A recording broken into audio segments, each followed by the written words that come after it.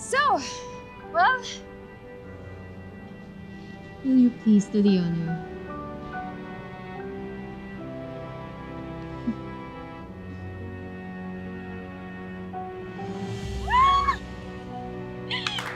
Thank you! Thank you, hon. This is the best birthday gift ever. Finally, magiging totoong family na tayo ni Jordan din. Girl, basta ako yung maid of honor, ah. Oo naman, kaya nga magpa-sexy ka na para perfect ka sa wedding ko. Guys, This is going to be the best wedding ever! Thank you!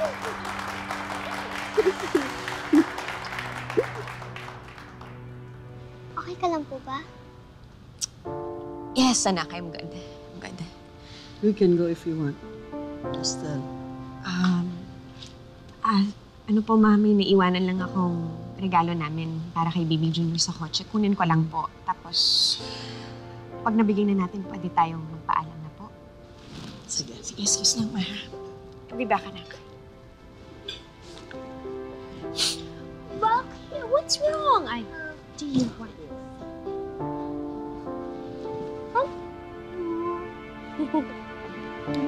Yay! Sama ko muna. kain ko pa. Girl, Boy, enjoy.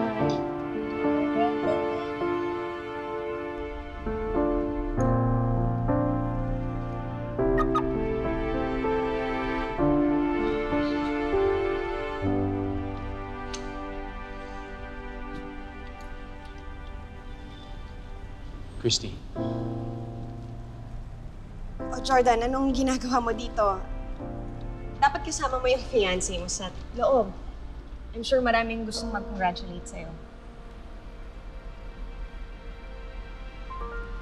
to be honest, hindi ko ina-expect yung Jordan, hindi mo kailangan mag-explain sa akin. Wala namang masama kung magpakasal kayo ni Shaira, kung ma-engage kayo ni Shaira. Hindi na tayo kasal. Annulled na tayo. So you're free to marry who you want. Pero Christy, Jordan, congratulations. I'm so happy na naka-move on ka na at na mabubuo na yung pamilya mo. So happy for you.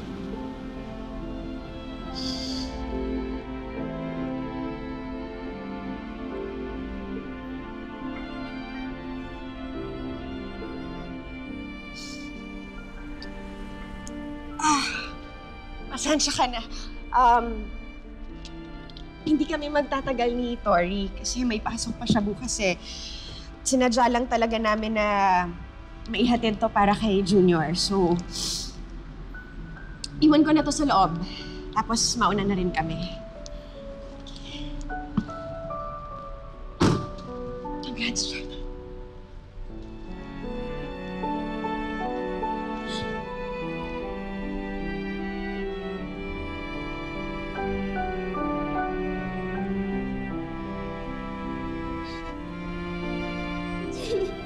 Sa akin siya,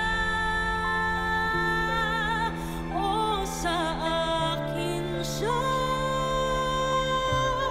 hindi na.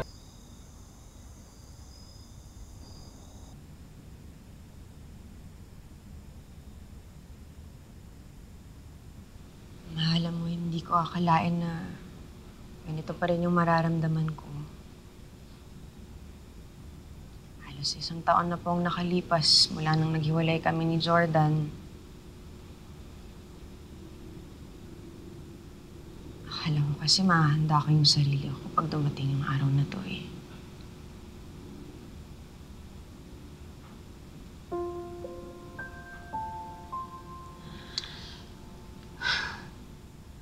Sana pala kami na lang ni Tori ang nag-attend. Sana pala hindi na lang ako pumayag na sumama ka kasi alam ko naman na masasaktan ka kapag nakita mong masaya si Jordan at si Shaira. Kasalanan ko rin naman po, Ma. kahit na si Jordan yung nag-file ng annulment, umasa ako.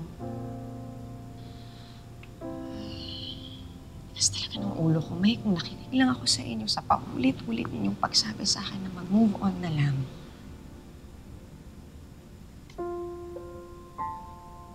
I'm glad, anak, that you're starting to acknowledge na hindi na healthy para sa'yo ang refusal mo to let go.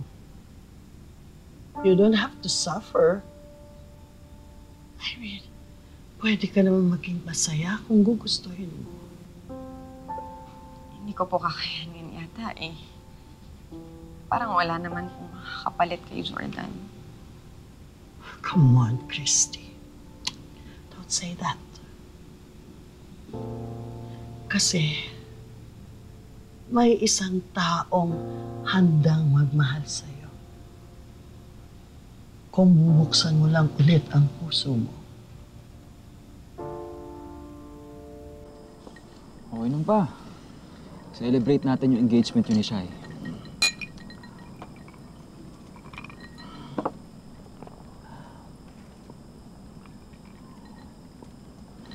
Tol, pasensya ka na. I know you still care very deeply kay Shaira. Alam ko rin na nasaktan ko ang feelings mo dahil sa engagement namin. Sus, wala yun. Tsaka tanggap ko naman eh. Tanggap ko naman na hindi niya ako magugustuhan. Tsaka kayo naman talaga yung deserving para sa isa't isa eh. O diba? Tol, sana magagalit sa'yo, tatanong ko sa'yo ha. Pero this time ba, seryoso ka na kay Shai? Siya na ba talagang babaeng gusto makasama habang buhay? Jeff, hindi na kailangan tinatanong yan.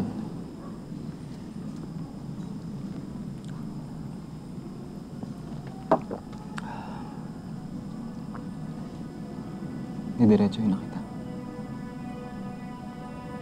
Noong unang beses na baliwalain mo yung kasal ni Shai, iwan mo siya, sinaktan mo siya. Pinilit lang kitang patawarin dahil kapatid kita.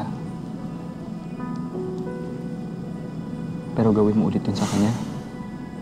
Kung iiwan mo, paiiyakin, kakaproblema tayong dalawa. Kakasira tayong dalawa, Tol.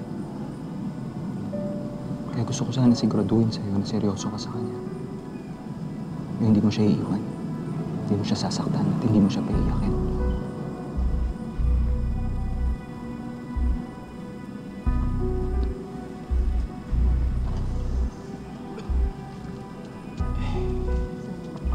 Oh, Lumpa,